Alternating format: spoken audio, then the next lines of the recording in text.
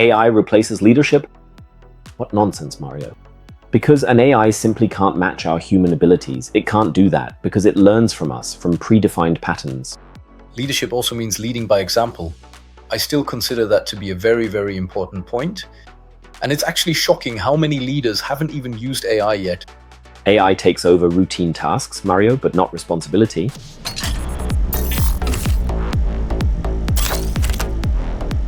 Dear community, dear listeners, André Kiehne and I are delighted to have you with us again today. We welcome you once again to our podcast, Digital.Decoded today.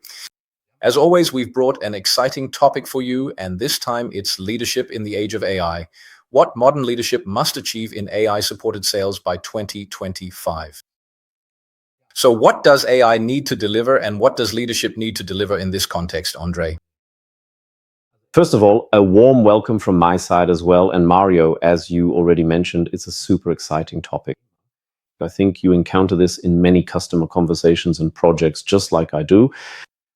And just recently, I had a discussion about how so many companies are currently dealing with the question of what role AI should play in their organization and what is the right way to implement it. And I always tell them first that AI is a tool, especially when thinking about leadership, about sales, and various functions within the company, but it's not a replacement for anything. So you can't compensate for something with it. Rather, it's a tool to make things better. And I think if you only focus on the technology, and Mario, we both know this, we've already discussed it in a previous episode, we've seen many, many cases over the past 10 or 20 years where we ourselves have introduced technology into companies. And then the question arose, what are they going to do with this technology now? So do the employees accept it? How does leadership change as a result? And so on. And I am absolutely convinced that this will be amplified even further by AI, meaning that you have to ask yourself in advance from a strategic perspective, what do I actually want to achieve with AI? As opposed to just creating little isolated islands that at the end of the day, in my view, don't deliver the desired added value. Yes, absolutely. Good point, André. So just like with any strategy, you have to consider what you actually want to do with it and what is actually relevant. I think especially with AI, artificial intelligence, or whatever you want to call it, that aspect is far too often neglected. Everyone knows they have to do something with AI, but what that actually means and what that also means for the employees, I think, is considered far too rarely.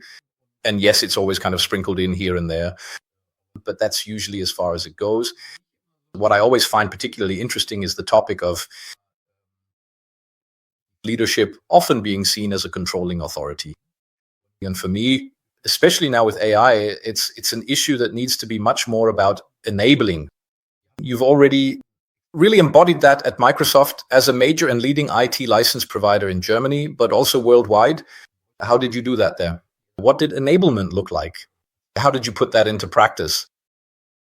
So first of all, at Microsoft back then, it was extremely important that employees, and we called this tech intensity at the time. So basically, it was expected that not only employees, but also managers should really engage deeply with the technology. And for example, we all had to take various trainings and courses to understand cloud technologies, as an example. And I always asked myself, even though I do come from a technical background, why do I need this? And why is this important for me? Can I use this in customer conversations? And my experience is, Mario, that you do need it to a certain extent to understand the connections, to grasp the complexity a bit as well. But now comes the crucial part. To derive from this what it actually means for a company, including your own company, when this technology suddenly gets introduced. So how can I counteract the fact that complexity suddenly increases dramatically because I now have, for example, various communication channels and things that I can suddenly query from which I can extract analyses. And you just mentioned control instruments. Yes, and I think it enhances the ability to analyze and understand things. But I believe a very important aspect is that responsibility remains with people. And for me, that's the second part alongside this tech intensity. And we've really emphasized that at Microsoft as well. And that's what I recommend to every company, that alongside technological expertise, you must continue to focus on leadership skills. I found a really interesting study on this, Mario. It's from 2024 by Deloitte. And according to the surveyed executives, 74% of them say that, especially in the context of artificial intelligence and such technologies, human skills like empathy and communication are becoming increasingly important, particularly in leadership. Because it's so easy to get information and analyses, but being able to evaluate, question, and put them into context and then communicate them properly is, I believe, an extremely important leadership skill that we should not overlook. Yes, I see it the same way. However, let me take a contrary position now, dear Andre. I mean, AI, a lot of people are also becoming dumber because of AI. Everyone just trusts it. You also have to, now I'm coming back to my topic of a control instance. That's what I called it, by the way. As a leader, I naturally have to encourage employees to use AI. But at the same time, I absolutely have to remind them, let's call it that, to question what exactly the AI is delivering. For example, I recently had another case like this, which I found quite interesting. So in our company, we're also dealing with, everyone has to work with AI now, of course, including internally. We also have products and so on and so forth. But this Friday, we're also holding a workshop with our management team where we're asking, well, how can we use AI to further increase efficiency? And I found it really fascinating. We should actually do an episode on this, how the exact same question is interpreted and processed so differently by various AI solutions. So once again, I had this situation again, without naming the specific solution. I entered a prompt and it was a complete disaster. What came out of it was totally useless. It was about competitive analysis and things like that. Then I entered it somewhere else, into a different AI, and the result was actually really, really good. And I think that's really a leadership issue, to really sharpen up and say, don't just rely on the dumb AI, but keep your brain switched on. Yeah, I read somewhere on LinkedIn recently, by the way, LinkedIn is a great mirror, that people are definitely getting dumber sometimes. Texts are generated by AI and just posted as is. Somewhere I read that AI replaces leadership. What nonsense, Mario? I mean, that's absolute nonsense, because AI simply can't replicate our human abilities, our superpowers, as I often call them, like intuition, empathy, gut feeling. AI can't do that because it learns from us, from predefined patterns. But what I believe, and that's exactly what you're describing, is that poor leadership becomes more visible. Because I would say poor leaders simply rely on things without evaluating them anymore, without trying to judge whether something is right or in which context it should be placed. And I absolutely agree with you on that. Yes, absolutely.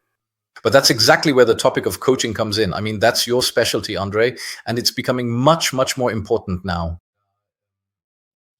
I think, or in my view, it's the case that employees can, of course, do much, much more on their own and faster, because if they use AI correctly, they get fantastic support from it.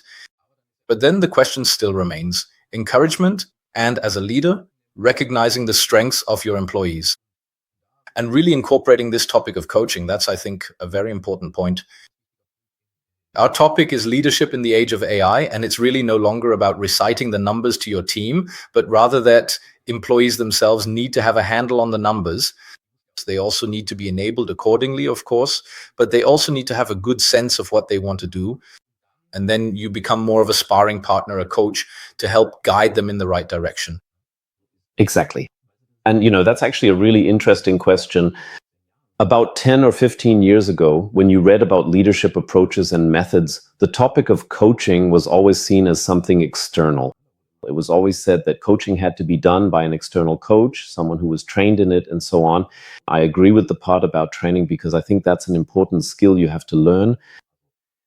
For example, not giving answers or advice right away, but instead asking questions to give employees the chance to come up with solutions themselves, to enable them.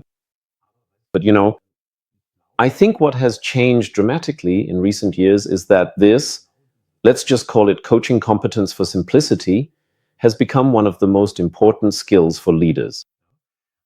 So questioning things, asking the right questions, enabling employees, I believe that's an extremely important skill, which in my observation is still underrepresented when it comes to technology implementation.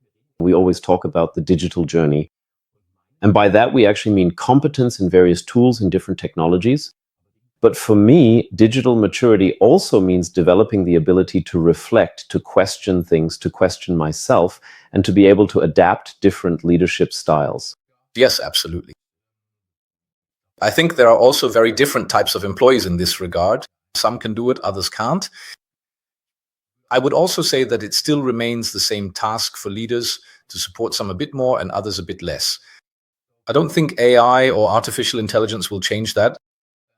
On the other hand, I also think that everyone is always talking about AI. But nowadays, a very important factor for AI to work at all is the data that underlies it. And nowadays, data is, of course, much, much better. And on the other hand, much, much more accessible. And basically, you could do many, many things today, even without AI, but it would just take longer.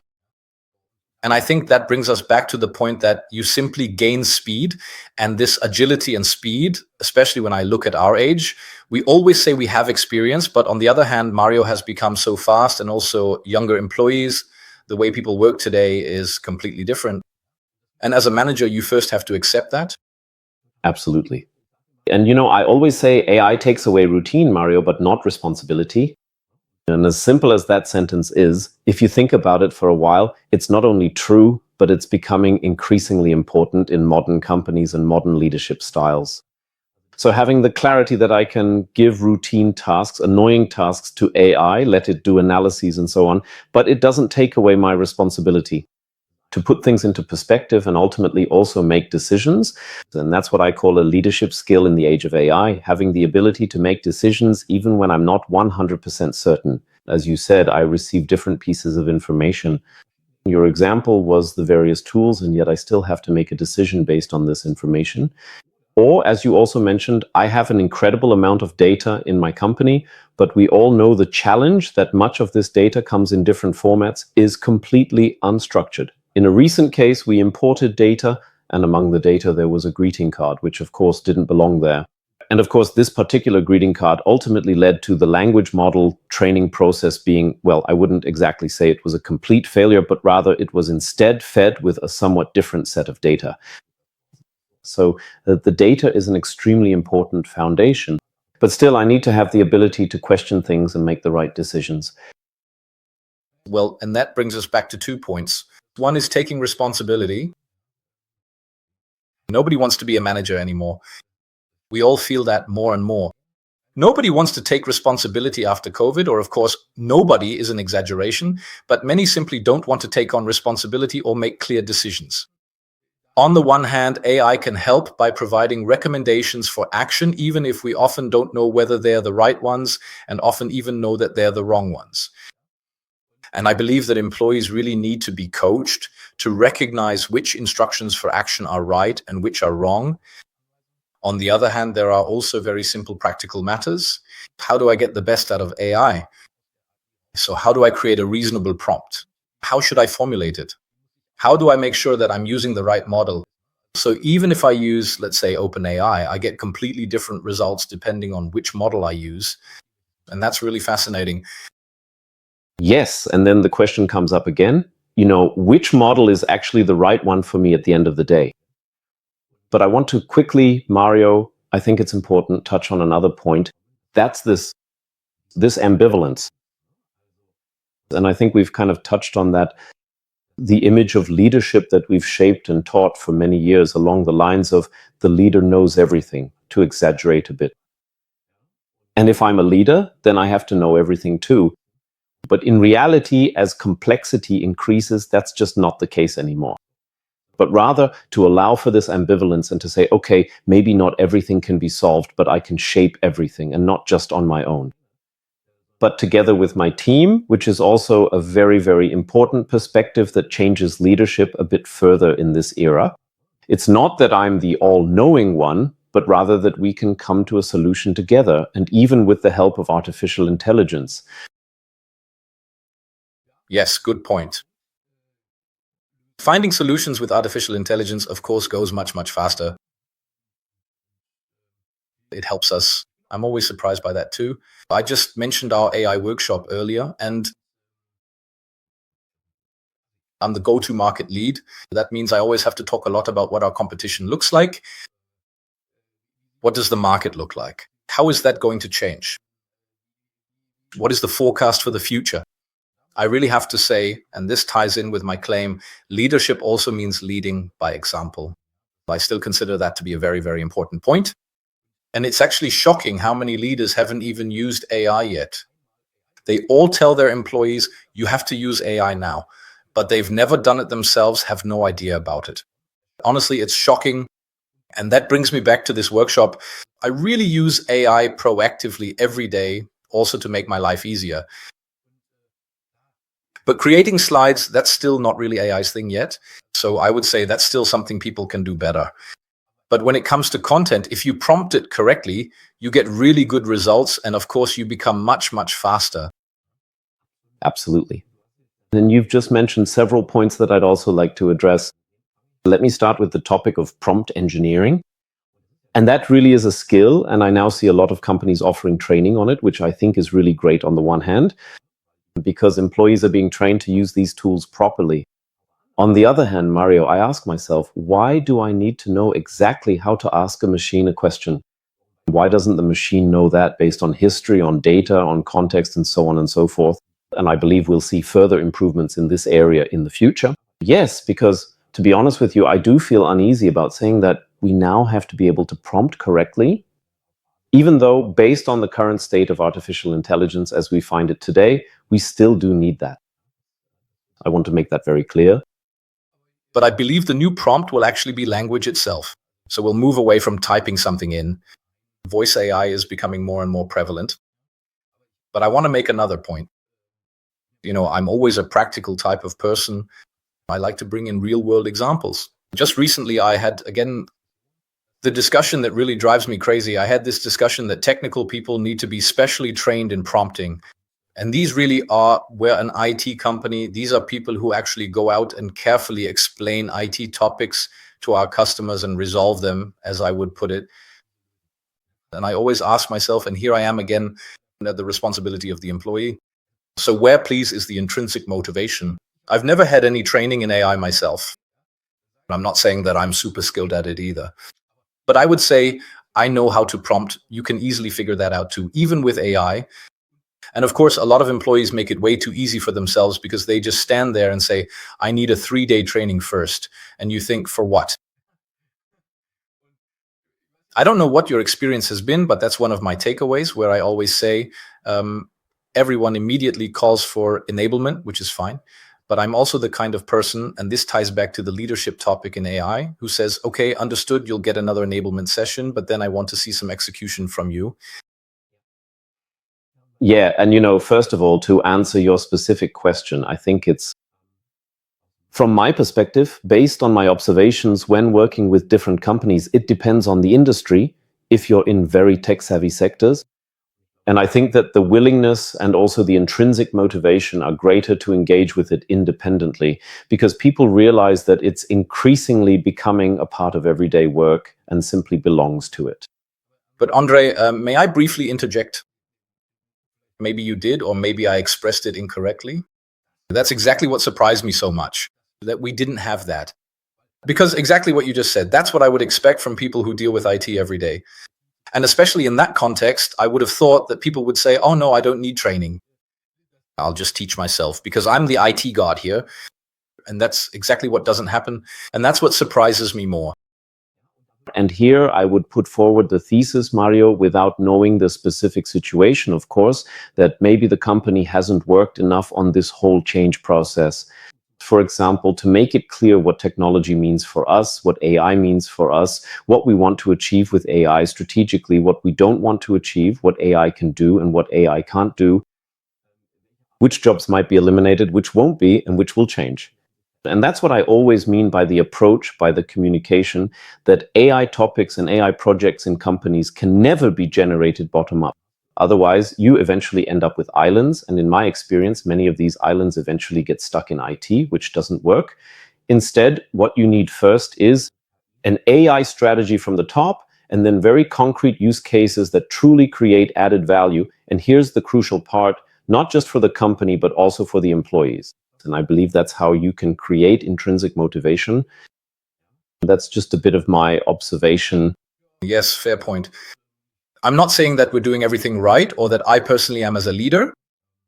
I think, yes, to use my saying again, the fish often rots from the head down. But on the other hand, I think that's a good point you just made.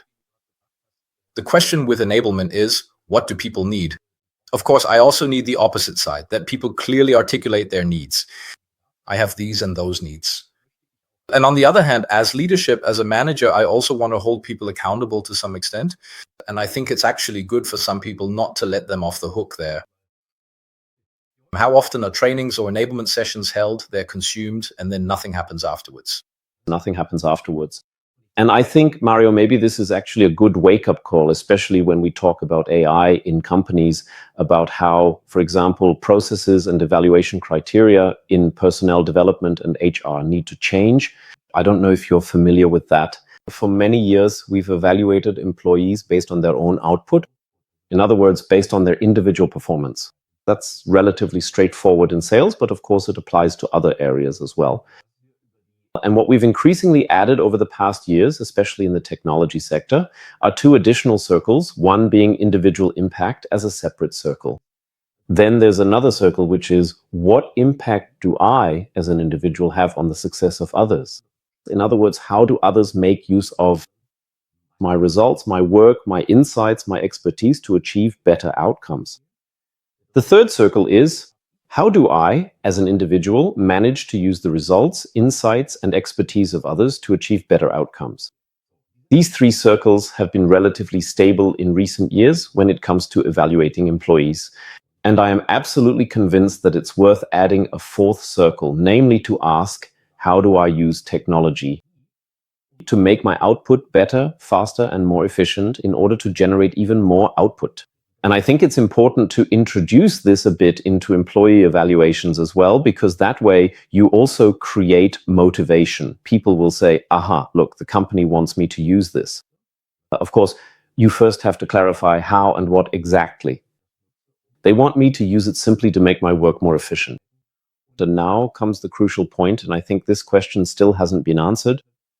Not to achieve even more, meaning not to turn 10-hour days into 12-hour days, but perhaps to turn 10-hour days back into 8-hour days. Yes, that's a very important point. You can always feel it, and we notice it in our own organization as well, that people, including myself, are always striving for more, more, more. And of course, you start to ask yourself, how can I focus better and how can I do the right things? How can I also become more efficient? And I believe that AI is a huge lever in this regard.